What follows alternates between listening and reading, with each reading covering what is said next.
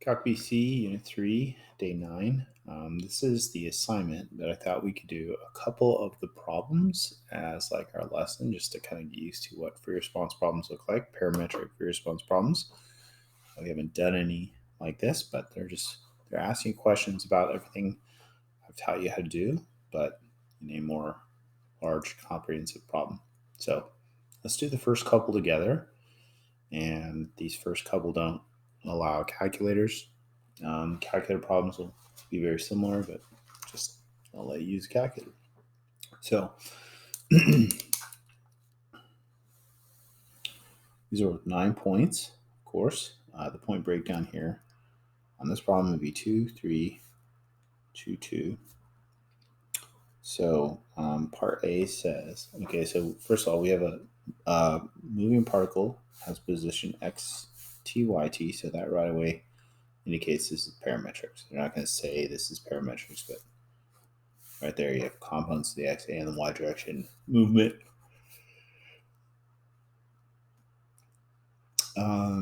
Position of particle at time 1 is 2, 6, so this is an initial condition. So x1 equals 2, y1 equals 6. So that's just a position at time 1. Velocity vector for any time t is greater than 0. So this is velocity. So this is vx, this is vy. Okay. It says to find the acceleration vector. Well, acceleration is just derivative of velocity. You find the two separate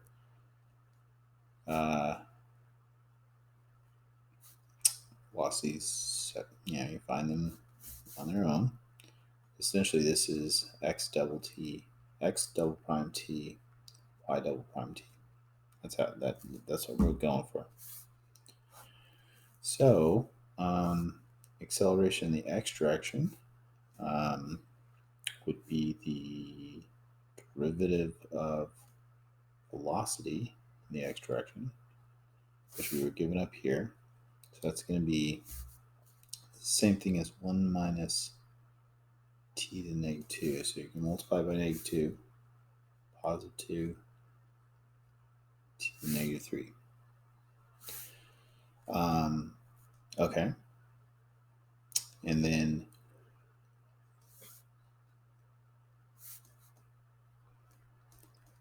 acceleration in y direction is going to be a derivative of the y velocity. And that's going to be negative 2 for t cubed. So the acceleration vector in general, and sometimes you're asked to do this, in terms of t, is 2 over t cubed, comma negative 2 over t cubed. And this is often how they like to write acceleration and velocity.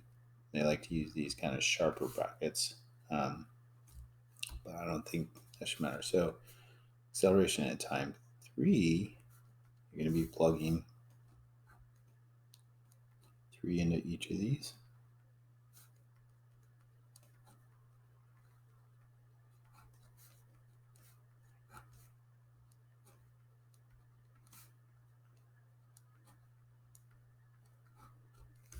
And so that's our answer. It's a vector. So acceleration and velocity are now written as vectors. This was 2 points. It was 1 point for getting the acceleration functions correct, and then 1 point for your answer. 2 points total.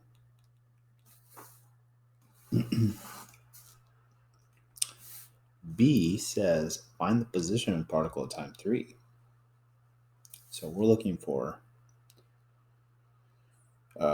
x3, y3. And coordinates, usually they use kind of regular parentheses instead of the sharper ones for position. Now, here's the deal. We have velocity. So we know that we can work back from velocity to get position. And we also have an initial condition. So we can use that to find the plus c values. So that's one way you could do it. You could also use fundamental theorem of calculus part 2 to undo derivatives. So maybe I'll show you guys both. But we're looking for position here. So we're going to have to do them separately. Everything just gets done separately. Do stuff for x, do stuff for y. So it's a little redundant. But I mean, if you want, x position would, be the integral of x prime, right? Which in this case is the integral of the velocity in the x direction, which we have. So it's going to be the integral of 1 minus 1 over t squared. And so then the antiderivative of this is going to be t, and this is t to the negative 2. So you increase the exponent by 1, and you divide by the new exponent. And of course, we need plus c. So then we could plug the initial condition in. So we know at time 1, x is 2, and at time 1, y is 6. So we could say, okay, let's plug 1 in. And it should equal 2. Well, that's 1 and 1 is 2, so c equals 0 in this case. So the position function is officially t plus 1 over t. Okay. So then we would do the same thing for the y values. And I mean, we could calculate time 3 right now, but I mean, I guess we could go do that. So at time 3,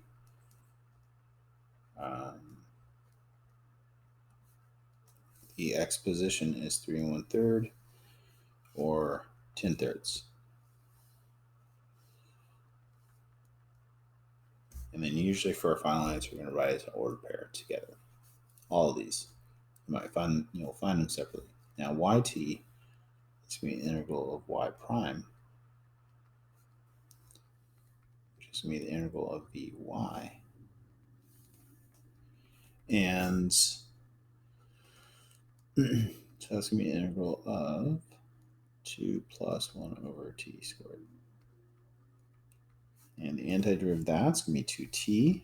And you have this plus t to the negative 2. So you're going to increase it by 1, divide by the new exponent, plus c. This is different plus c.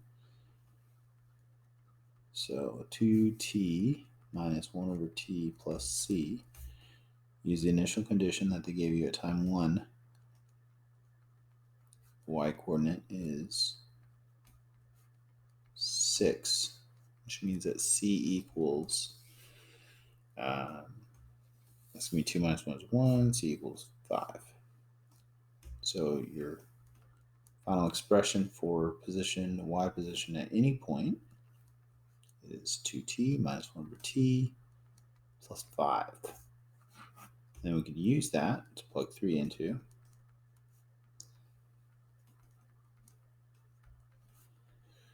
And we get 6 plus 5 is 11, 10 2/3, or 32/3. And then for our final answers, we write them as ordered pair. Mixed fractions or whatever. That's your final answer. Now, points. This is 3 points. There's definitely a lot of work. And so doing the antiderivatives correctly, which was really this step of work, was a point. And then using the initial condition, so finding the final equations, and then the final answer was a point. If you had a calculator, I'd definitely do fundamental theorem of calculus instead. I mean, and we could do it like that.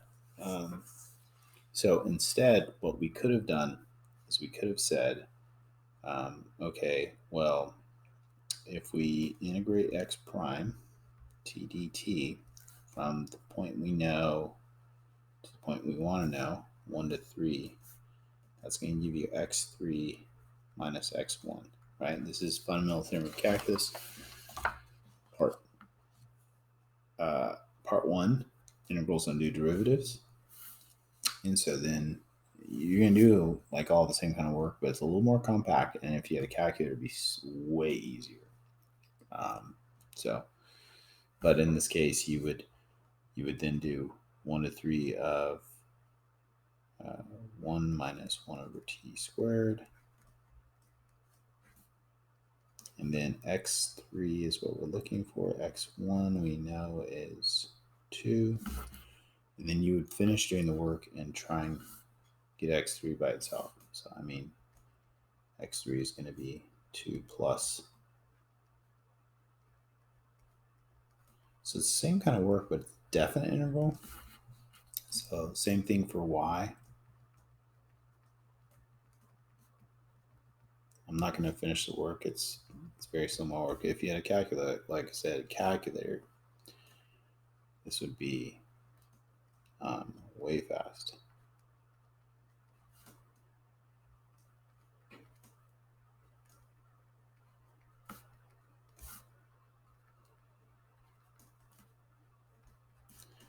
And I think it's been a little while since we've done fundamental theorem of calculus, since last year. But that's what you would do, and you would keep going, and you'd get the same answers. On a calculator, it'd be super easy. Part C says, for what time t greater than 0 does the line tangent to the path of the particle have a slope of 8? When does the tangent line have a slope of 8? So they're essentially asking, when does dy dx equal 8? Right? Okay, well, how do we find dy dx?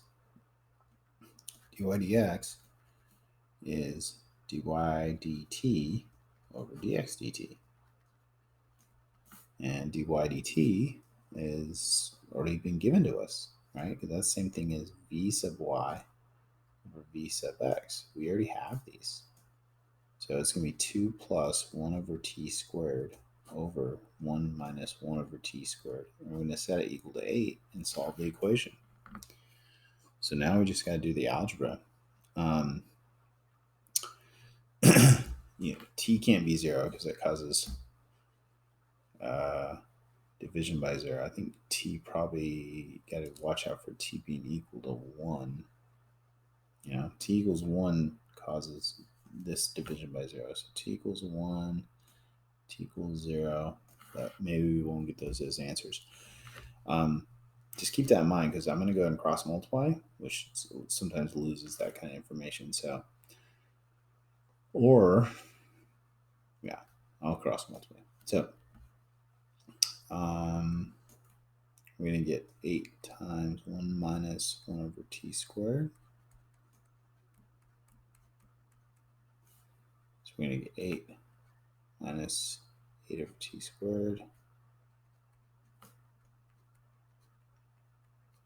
And then, we could bring these together. 6 equals 9 over t squared. We could flip both sides. Multiply by 9.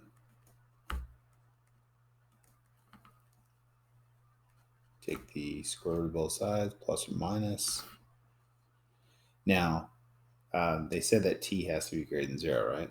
So the time is going to be positive square root of 3 halves. I still want the plus or minus to work, but it's the application problem that tells us to just use the positive answer. So we're 2 points. 1 point for setting this up, and 1 point for getting your final answer. Part D, which is also 2 points, says the particle approaches a line as t goes to infinity, meaning like an asymptote of some kind or something, it's line asymptote, some kind of, find the slope of this line, show the work that leads to your conclusion. So the particle approaches a line as t goes to infinity, what's the slope of this line? So we're saying the limit as t goes to infinity of dy dx equals what? They're saying it approaches a line which would have a constant slope. So it's like in behavior. So I write that. And we just found this expression in the last problem, right? That was 2 plus 1 over t squared over 1 minus 1 over t squared. And we know how to evaluate limits. These can go to 0, right? You get 2 over 1, which is 2. And that's the final answer. 1 point for setting it up, 1 point for getting your answer. So there you go. That's kind of a good representation of a response problem. Let's try another one. Now, maybe on this next one, you might try it yourself first, and then we'll go over it. So we're going to look at the next problem, which says 2003 B, number 4, no calculator. And I don't know, why don't you pause the video and try it yourself? It's going to be some of the same kind of stuff, maybe some new slight variations. See if you're getting the hang of it. We'll do it together. All right, particle moves the xy plane. This time they're giving us that x and y position instead of the velocities. Last time they gave us the velocities. So what they give you can change. They might give you position one time, they might give you velocity another time, they could give you acceleration, I guess, and have you work from one to another. It says find the velocity vector for the particle in terms of t, and then find the speed of the particle times 0. So the velocity vector is vx comma vy, right? And what that is that's the derivative of position. So this is what we're looking for. So really, we got to take the derivatives of those. So, x prime, so vx equals x prime t, which would give you 6e to the 3t minus 7e to the negative 7t. Some chain rule. Derivative of e is itself times derivative of what's inside. And then vy, or y prime, velocity in the y direction, it's going to be 9e to 3t plus 2e to the negative 2t. Okay, so we were just told to just get the velocity, in terms of t, velocity vector. So that means you should write them together. X first, y second.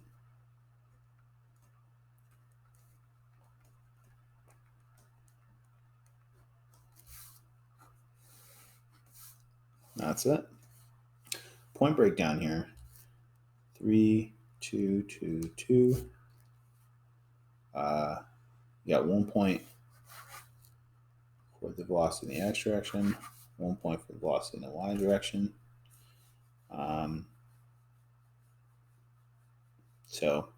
But we need to do something else too.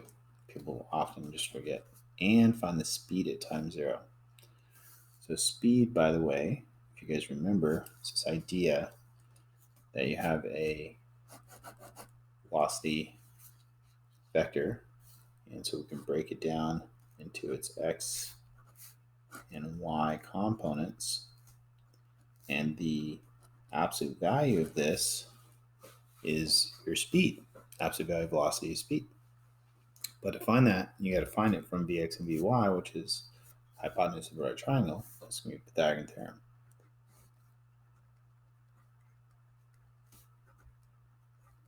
And we want it at time 0. So we're going to plug 0 into Vx right here. That'd be 6 minus 7 is -1. Plug 0 here. E to the 0 is 1. E to the 0 is 1. 9 plus 2 is 11. So 1 plus 121, square root of 122 is the speed at time 0. That's a point. And there you go. So that's 3 points.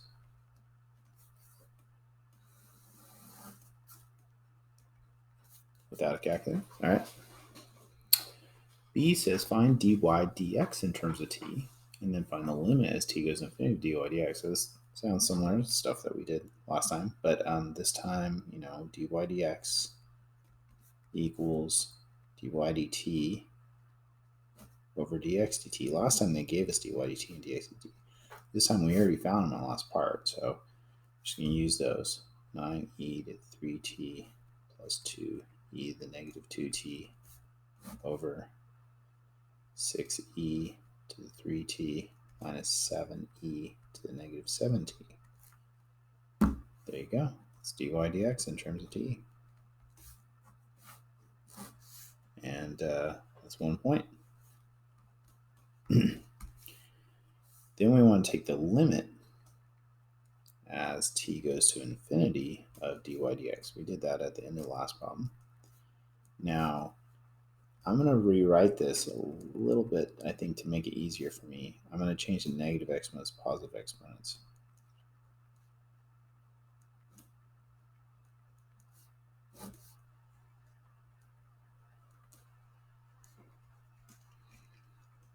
Okay, now, as t goes to infinity, these are going to go to 0 because they're divided by huge values. And then these are the dominant terms, and they're the same size terms, so it's really just going to end up being 9 over 6.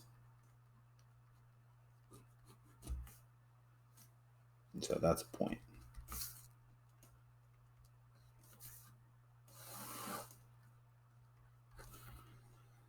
C says, find each value t at which the line tangent to the graph of the particle is horizontal, or explain why none exists. So we're looking for horizontal tangents. Now, that means we're looking for a slope of 0.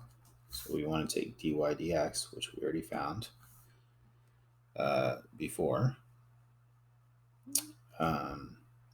We want dy dx to be 0. And then more specifically, we want dy dt to be 0, right? And so dy dt we found earlier, that was y prime. That was 9e to 3t plus 2 e to the negative 2t. Now, trying to solve this might be a little, like trying to solve it. Let's see. I mean, this is kind of a special case. I mean, we could try and see what happens. Let's see.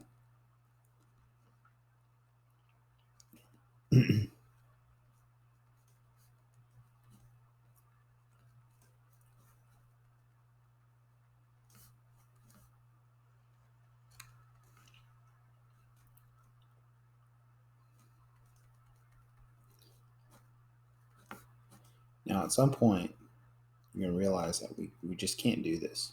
So we could take the natural log of both sides. That's what we do to solve for this. When you're taking natural log of a negative, not possible, right? Or even, maybe at the beginning you're like, hey, this is always positive. When you raise a positive number to any exponent, you're always going to get a positive result. It's never going to be 0. But at some point, you figure out that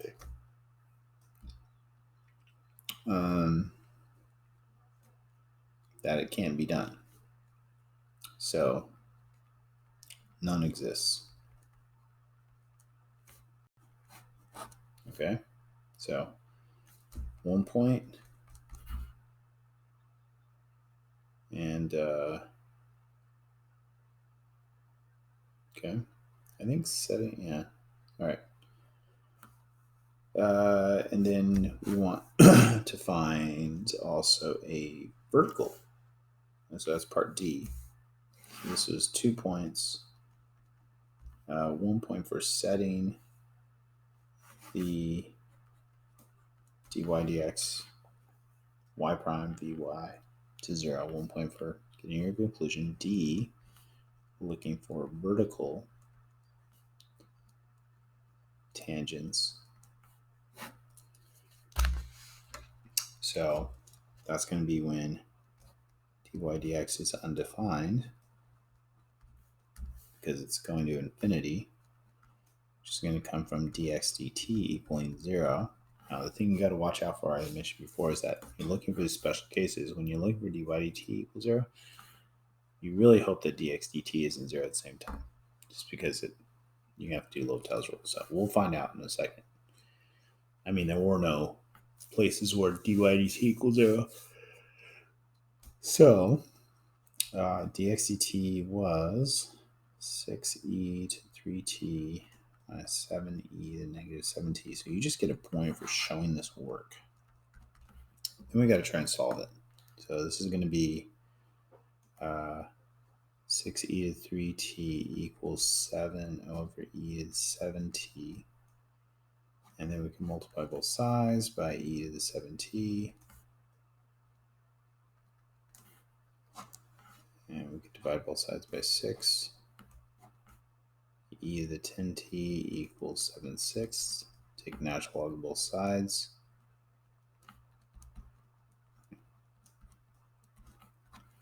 Divide both sides by 10. So 10 t equals 1/10 natural log of 7/6.